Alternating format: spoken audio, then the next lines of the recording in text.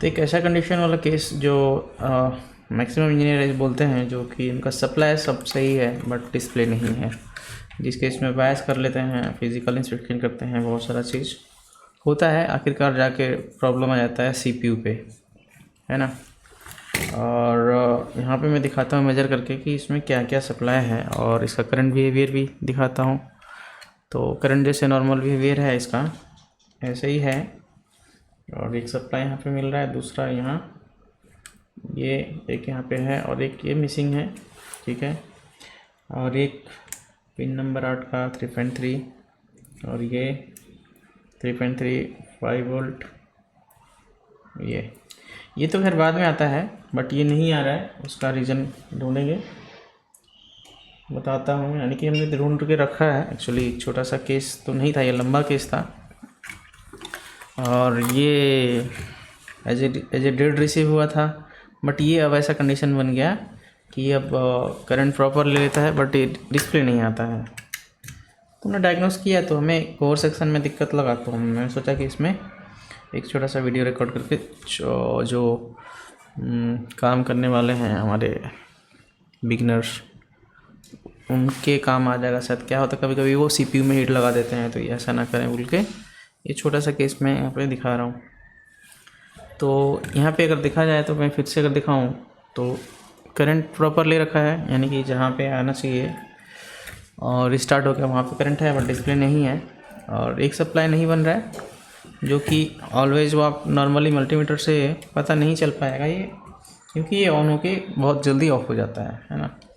तो इसलिए आपको शायद लगेगा कि इसमें सारा सप्लाई ओके है बट डिस्प्ले नहीं आ रहा है ना। तो यहाँ पे 1.8 मतलब मेजर सप्लाई यहाँ पे अवेलेबल है, जो कि होना चाहिए। और जीटी वाला सप्लाई आके चला जाता है, मैं दिखाऊंगा 19 वोल्ट। तो कोर सप्लाई भी है बोलेगा 0.84, 1.0 भी है, यहाँ पे 1.8 है। पिन नंबर 8 का वोल्टेज चेक करते हैं लोग तो वो भी है, यहाँ पे वीएस वाले सब है 1.7, ये 1.0 प्लस। इधर में अगर आ जाए तो ये वीएस वोल्टेज सोर्स यहाँ भी बन रहा है, प्रॉपर है। और ये सब यानी कि सारा सप्लाई अवेलेबल है। तो और एक यहाँ पे सप्लाई कन्वर्ट होता है वीएस ऑलवेज टू वीएस में, जो कि 0.12 है ये, यानी कि रैम होगा वीडीडी क्यू। और ये 3.3 एक साइड, दूसरा साइड। ये कौन सप्लाई है सूरज, याद नहीं है मेरे को नाम, चलो जो भी है, जितना सप्लाई वीएस है मैं यहाँ पे दिखा दिया, सारे के सारे बन रहे हैं। तो ये कंडीशन है ऐसा कि ये अब लग रहा है कि सीपीयू फॉल्टी होगा, हमने बायस राइट कर लिया है। तो मैक्सिमम इंजीनियर का यही कहानी है कि इसे हमने सारा सप्लाई है, ओके है।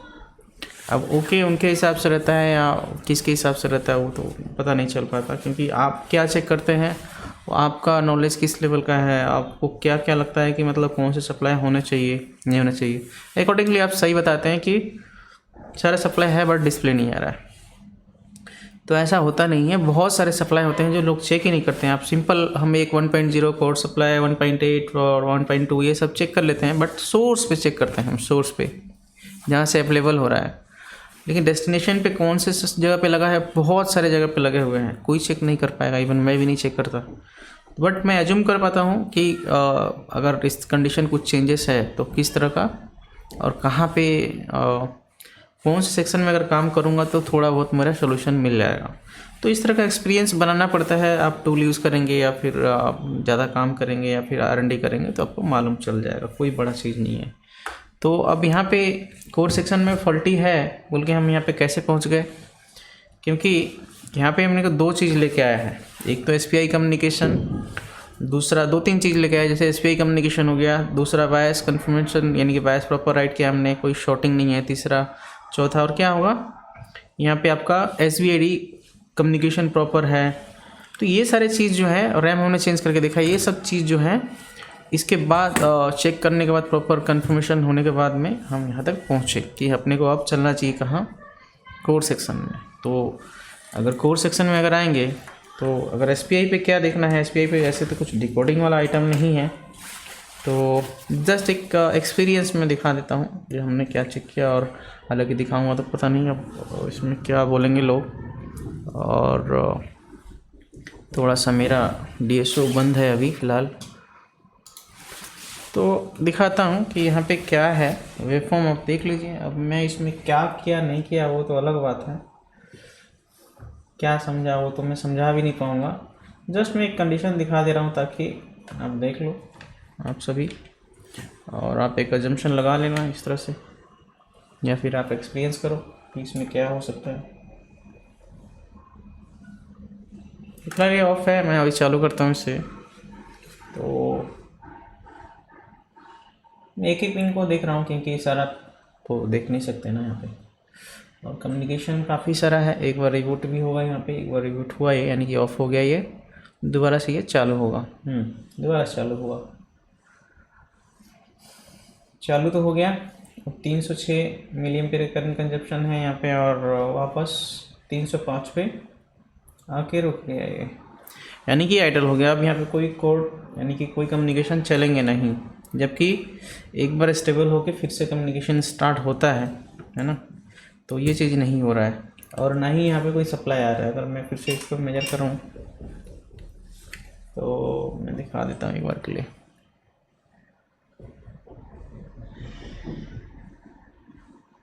नहीं, कुछ नहीं हो रहा है ना, जबकि क्या होना चाहिए था, एक बार आके जाना चाहिए था। और ये 0.36 यानी कि 300 मिली एम्पीयर के आसपास कंजप्शन है। ठीक है, तो ये बात हो गया SPI कम्युनिकेशन का। अब दूसरा जो चीज़ है यहाँ पे, जो SVID clock data communication, SVID communication का, तो वहाँ पे भी मैं ज़्यादा कुछ समझा नहीं सकता, बट मैं एक अजम्पशन दिखा सकता हूँ कि कोई अजम्पशन लगाना चाहे तो लगा सकता है। बट मैं कम्युनिकेशन दिखा देता हूँ दोनों के, डेटा और क्लॉक के। तो यहाँ पे मुझे सोल्डर करना पड़ेगा। तो एक पिन नंबर बताओ। 38 इसको यहाँ पे रिस्की है, हाथ से होल्ड करके रखना दो प्रॉप को। तो कितना 38 38 और 36 ये, यानी कि 27 28 29 30 31 32 33 34 35 36 37 और 36 ना, 36 और 38। ठीक है, दो मिल गए।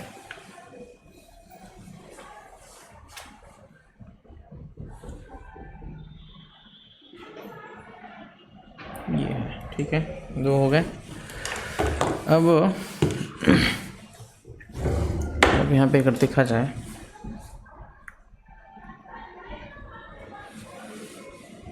तो एक बार के लिए मैं DSO ले लेता हूँ ताकि इसको देख सकें वेवफॉर्म को, और इसको लगा लेते हैं यहाँ पे। इसका रेफरेंस ग्राउंड लगाना होगा तभी तो आएगा। और ये चाहिए पावर,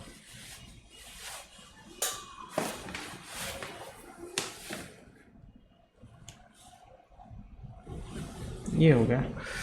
तो अब दूसरा चैनल मुझे इनेबल करना पड़ेगा, और इसका ठीक है, तो मैं चालू करता हूँ इसे। तो ये कम्युनिकेशन स्टार्ट हुआ, ठीक है। थोड़ा सा मैं इसे अगर क्लियर करना चाहूँ, एक बार बंद हुआ, चालू हो गया, फिर से चालू होगा, बंद हो गया है। और कम्युनिकेशन ये स्टार्ट हो गया। तो अब इसमें देखा जाए तो क्या है, थोड़ा सा इसको मैं ठीक करता हूँ ताकि प्रॉपरली विजिबल हो जाए।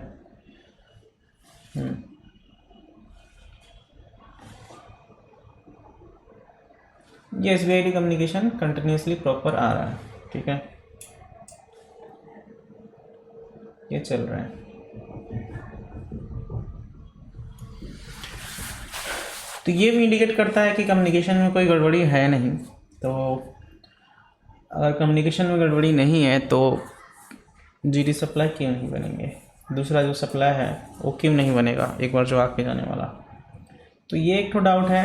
अब पीएलसी दोबारा से मैं चालू कर दूँ इसको, तो फिर से मैं दिखा देता हूँ चालू करके। ये कम्युनिकेशन स्टार्ट हुआ और ये चल रहा है। अब फिर बोर्ड वहीं पे आके स्टेबल हुआ है और आई थिंक रिस्टार्ट नहीं होगा, ये होगा, नहीं हो रहा है ये। तो ये कम्युनिकेशन भी प्रॉपर है और ये भी सही है, तो अब जीडी सप्लाई क्यों नहीं बनेगा। और ये तो चलो ठीक है, हमारा डाउट लगता है, इसको हम डिबग नहीं कर सकते हैं, बट अजम्पशन पे चलता है। तो ये मेरे हिसाब से कम्युनिकेशन इस पर सही है, अलर्ट का पिन भी सही है, अलर्ट का जस्ट हाई है, तो उसमें कोई दिक्कत है नहीं। तो मैं इसको अलर्ट पे जाऊंगा नहीं अभी। तो ये भी स्टेबल है बोर्ड, अगर देखा जाए तो DMM पे 271 लग के है, बट अभी भी ये डिस्प्ले नहीं है, यानी कि डिस्प्ले तो नहीं आएगा, तो 270 पे रुका हुआ है। तो ये है इसमें डाउट करने का। और मेन SPI कम्युनिकेशन है यहाँ तक आने का, और SPI कम्युनिकेशन ये बता रहा है कि मुझे IC चेंज करना चाहिए, है ना। तो ज़रूरी नहीं है कि SPI कम्युनिकेशन सब टाइम ठीक ही बताएगा, तो वो डिपेंड करता है आपके एनालिसिस के ऊपर में। तो मैं एक बार के लिए इस IC को रिप्लेस करता हूँ ताकि हम इसमें डिफरेंस समझ सकें, यानी कि डिस्प्ले आ रहा है तब क्या हो रहा है और नहीं आ रहा है तब क्या हो रहा है। तो दोनों चीज़ तो अभी पहले तो दिखाई दिया, अब इसमें कोड सेक्शन का IC रिप्लेस करता हूँ मैं इसको, तब मालूम पड़ेगा इसमें क्या हो रहा है।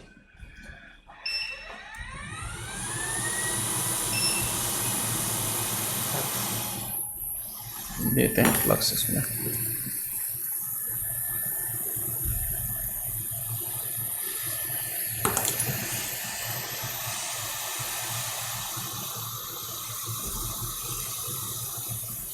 और ये IC इतना इजी नहीं है रिप्लेस करना, यानी कि किसी को इजी लगता है तो खोलना और लगाने में जो थोड़ा सा डाउट्स है ना, यानी कि ये IC अगर कहीं गलत लगा दिया किसी ने तो CPU तो आपका गया ही गया, सोच लीजिए ख़राब वाला लगा दिया या फिर कहीं से स्क्वायर से उठा के लगा दिया तो वो गया चला जाता है, क्योंकि अगर सप्लाई प्रॉपर आउट नहीं करता है तो क्या होगा इस केस में, होगा वही जो IC चाहेगा। ये दूसरा मैंने ये हटाया यहाँ से, दूसरा एक लाया। ये पहले ही बोला कि इसको मैंने ठीक कर रखा था, फिर लगा मुझे कि नहीं इसको थोड़ा सा दिखा दें। तो ऑल सप्लाई ओके और नो डिस्प्ले वाला जो इंजीनियर्स हैं उनको थोड़ा समझ में आ जाए कि कुछ खाली सप्लाई ओके रहने से नहीं हो जाता है।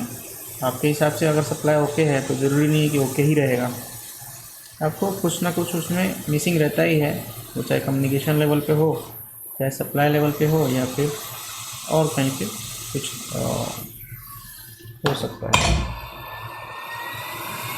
ये लग गया, फिर से मैं इसको एनालाइज करने के लिए वही लगाता हूँ, वही पिन को फोल्ड कर लेता हूँ।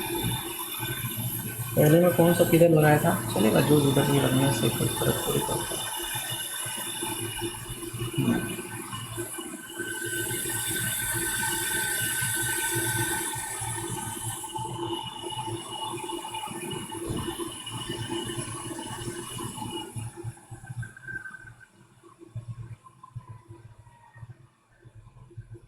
ओके, ये लग गए।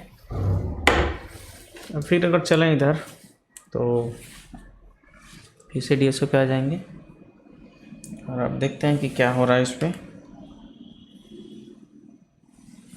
ठीक है,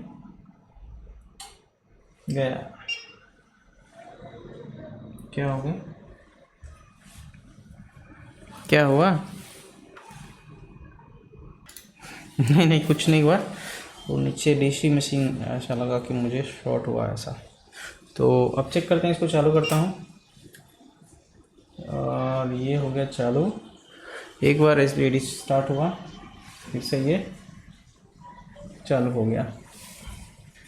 तो ये रिस्टार्ट हुआ मशीन, यहाँ देखा जाए अगर तो मशीन रिस्टार्ट हुआ फिर से कम्युनिकेशन स्टार्ट हो गया, तो 9 फिर से एक बार स्टार्ट हुआ, यानी कि अब इस बार डिस्प्ले आएगा। तो देखते हैं क्या हो रहा है। फिर से कम्युनिकेशन चालू हो गया। तो उस कंडीशन में क्या था, कम्युनिकेशन कंटिन्यूस था ना, और देखा जाए तो अभी थोड़ा सा स्टेबल कम्युनिकेशन है, देखा जाए तो अलग अलग ही थोड़ा सा इस पर। तो ये डाउट था। अब इसमें ज़्यादा चेंजेस तो नहीं आया है, बट है बहुत सारा चेंजेस है। हम तो डिबग करने नहीं जानते हैं, नहीं तो इंटेल हम वर्क लेता था। तो ये आ गया डिस्प्ले इस तरह से। एक एग्जांपल है कि मतलब सारे सप्लाई ओके होने के बावजूद भी क्या होता है। अब इसमें चेंजेस क्या हुआ रहेगा वो मैं दिखा देता हूँ। अगर चैनल 1 को मैं हटा लूँ तो इसको हटा ही लेता हूँ, क्या काम आएगा, इसको हटा लेते हैं ऐसे। अब कौन सा सप्लाई नहीं बन रहा था, वो क्या कंडीशन है वो भी देख लेते हैं, और फिर DMM से एक बार मेजर करेंगे। ये सही से हटा दो, नहीं तो फिर टेंशन वाला बात हो जाएगा।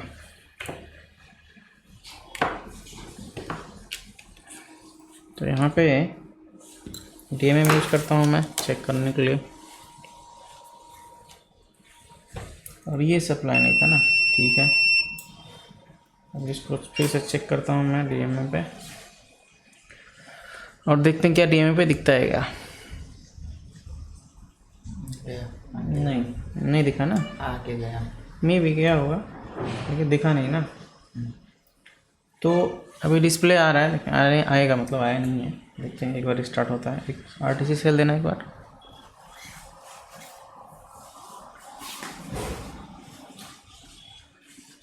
ये डिस्प्ले आ गया यहाँ पे, जब फ्लो कर रहा है ये। तो अभी भी सप्लाई नहीं है, यहाँ पे दिख नहीं रहा होगा कंटिन्यूस। यही कारण है कि मैं बोल रहा था कि जान नहीं पाओगे तो कन्फ्यूज़न रह जाएगा कि हो क्या रहा है बोर्ड में, तो पता नहीं चल पाता है DMM से हर एक चीज़। बट ये सब मैं आपको कंपेयर करके दिखाता हूँ कि इसमें क्या चेंजेस हुआ है, मतलब क्या हो रहा था पहले और क्या हुआ है। तो एक बार देखते हैं यहाँ पे।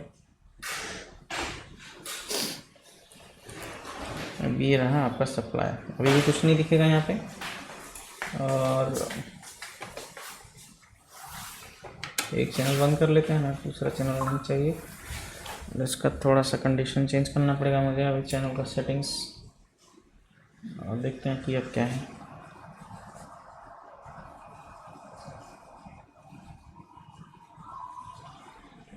शायद चला गया वो।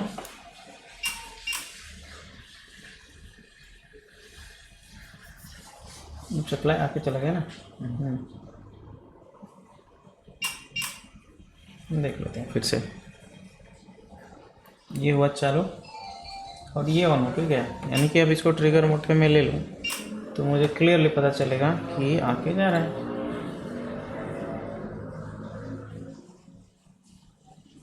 नहीं दिखा, 2 वोल्ट पर डिवीजन है, इसे नहीं दिखा।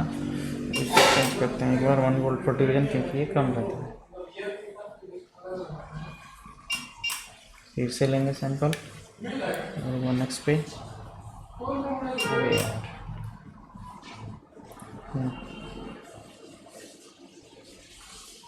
ये आया सप्लाई, ये दिख रहा होगा, यानी कि ये है 500-600 मिली क्या आसपास है ये। तो ये सप्लाई आके चला, अभी रन करूँगा इसको, मतलब यानी कि कंटिन्यूस सैम्पलिंग के लिए। तो ये नहीं दिख रहा है, तो ये है। अब एक इंजीनियर कोई बताएगा, कोई किसी चीज़ पूछता है किसी से कि ऐसे और सारे सप्लाई बन रहे हैं फिर भी डिस्प्ले नहीं आ रहा है, तो इसका आंसर कौन क्या दे पाएगा? मैं ही क्या दे पाऊँगा, या फिर और भी कोई जानने वाला एक्सपर्ट है, कुछ भी कोई भी हो, जानने वाला नहीं जाना, तो कैसे आंसर करेगा कि आपका बोर्ड में क्या हो रहा होगा? तो इसलिए आजकल मैं, वो चाहे ग्रुप पे हो या फिर कहीं पे भी हो, तो उसको रिप्लाई करना बंद कर दिया हूँ। क्योंकि एक तो प्रॉपर डिटेल नहीं मिल पाता किसी से, कि अगर कोई डेटा चाहिए तो डेटा नहीं देते, और डेटा नहीं मिलेगा तो हम लटक के रह जाते हैं कि करना क्या है, वहाँ पे बताना क्या है और प्रॉब्लम क्या होता रहेगा। तो ये प्रॉब्लम्स हैं जो कि रिप्लाई नहीं आते हैं ग्रुप्स वगैरह पे, और ज़्यादातर मज़े लेने के लिए भी लोग आ जाते हैं नाम चेंज खास करके, है ना।